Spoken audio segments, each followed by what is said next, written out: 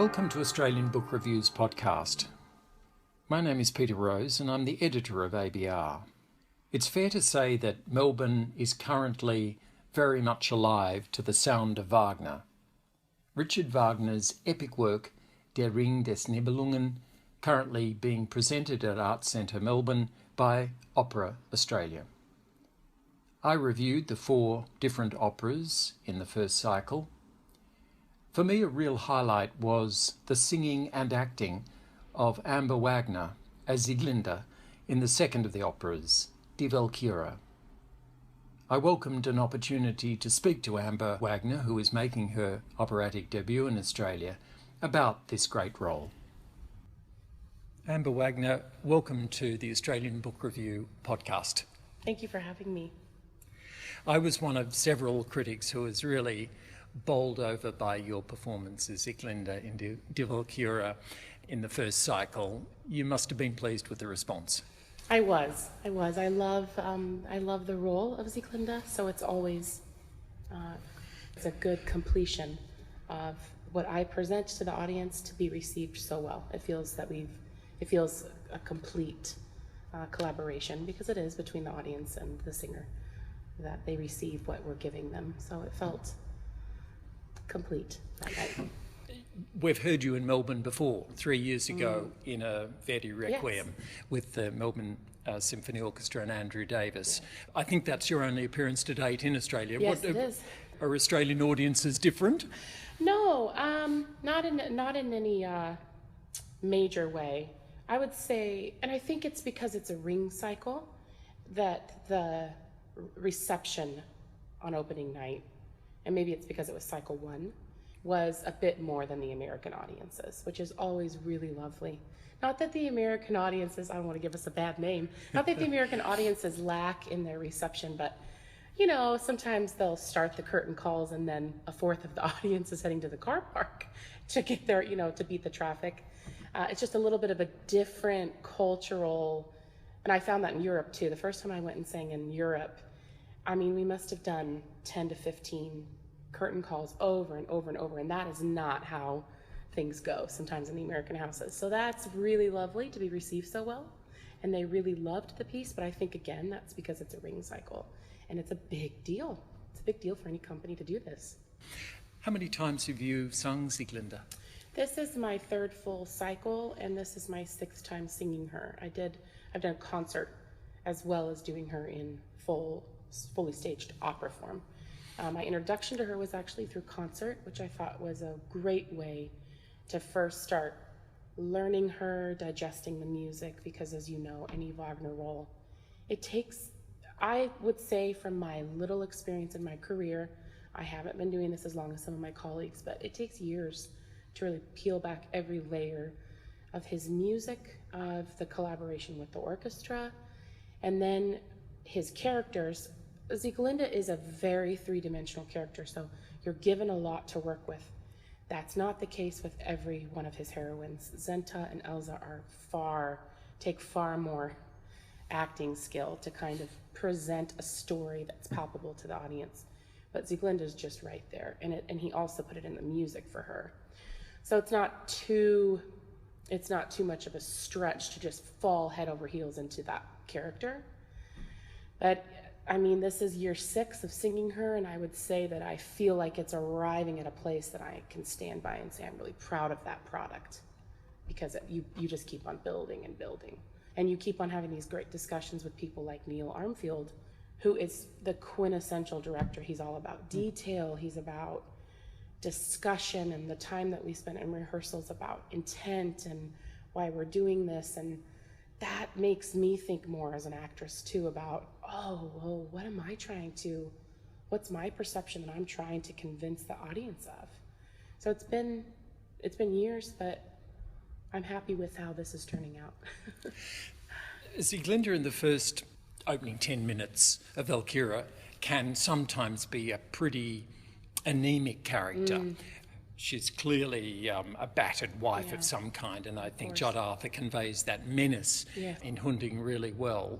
This was not the case, it seems to me, in your impersonation of the role. There's great tenderness, humanity in your greeting to this stranger who turns out to be the twin brother, but more humanity seemed to be invested in it in those opening minutes before the great rapturous, even before that early recognition, that tacit look of connection. Even before that, there's something going on between the two, which you often don't get. You know, that came out of a discussion I had with Neil. The cycle that I'd done previous to this, Hunding was played very abusive. He yanked her hair, he threw her on the ground, much more of a battered wife in an abusive situation. And I played that fine. We explored that. We carefully crafted that part of her. And then I arrived here thinking we probably would take the same route, because often Sieglinde, like you said, appears really fragile and battered. And then Neil said, you know, I agree with you, but she still has Velsung blood in her, which represents strength. And now that's something I can really relate to. So it was crafted out of a discussion we had. And what we were trying to convey from the second that Zygmunt touches the side of the house was this connection that didn't ever even have to be spoken. It's like when you sense someone's presence in a room, but you've never turned around to acknowledge that they walked in. And that's what we were trying to convey. And I hope that's what we did. I wanted it to be that from the second she felt this disruption to the side of her house, she knew something was different and special and about to erupt.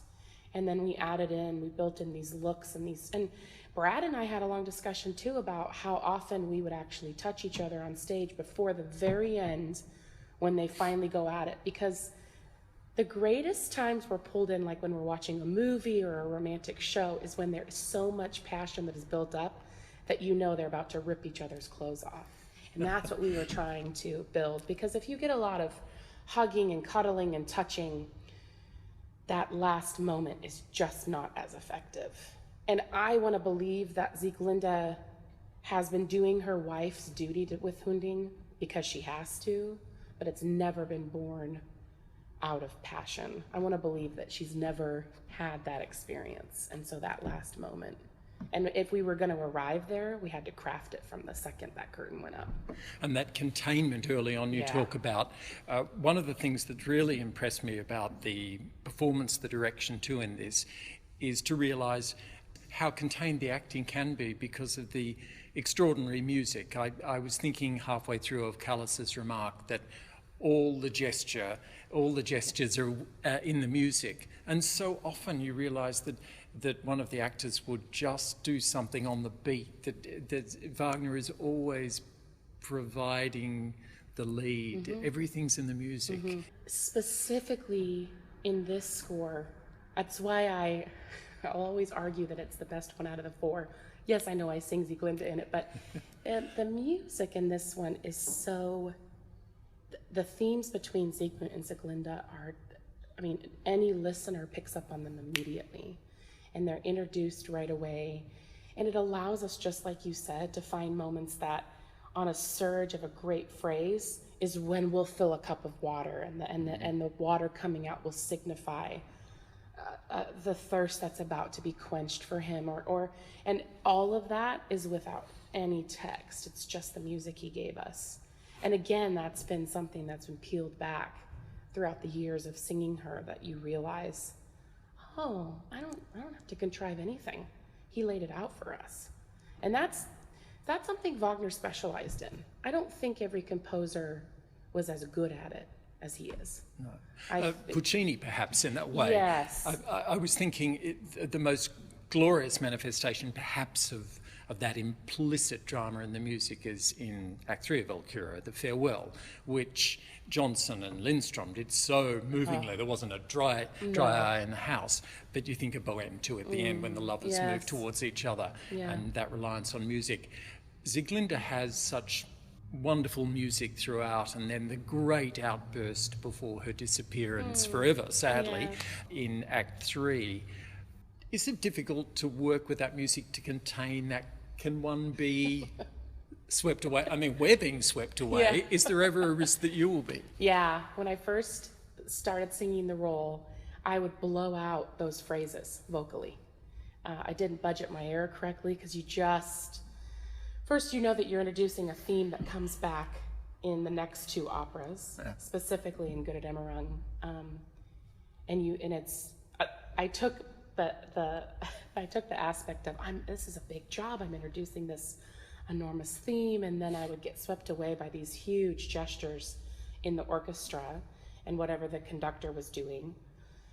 So I just would blow out my instrument, or I would be taking breaths and cheating breath where, and then I just had to go back to my coach, and we had to structure it first within the technique, and then find moments where you can give a little more vocally, which is why I choose in Act 2 to give so much in her breakdown.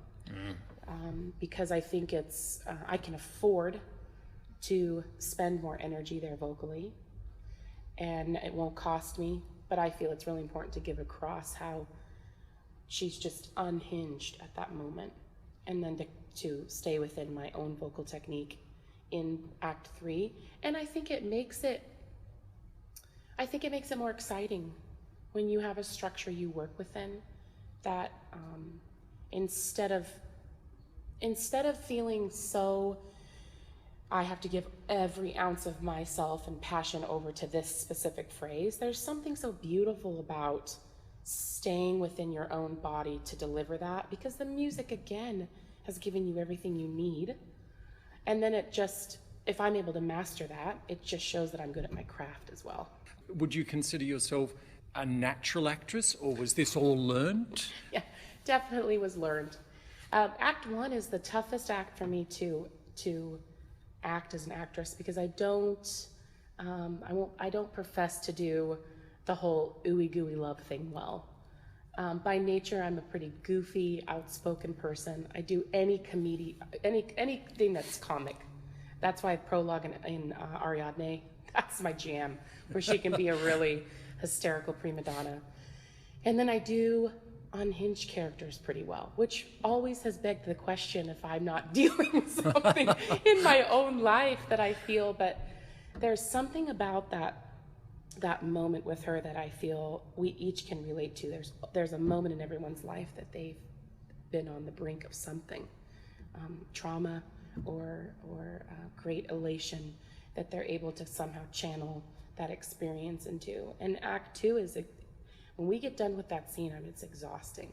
It's great to play it, but I've always told Brad, by the time I pass out and I'm in his lap, I am happy to take a nap and let him take over. And I think that the Todesverkündigung is probably one of my favorite scenes, because of her realization of what he's capable of doing for love.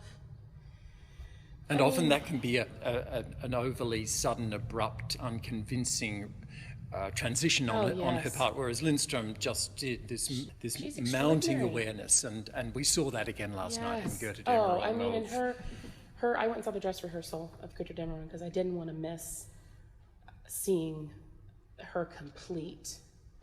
I know it was just the rehearsals, but still, I wanted to see her complete that journey of her first cycle, even though it was a soft opening.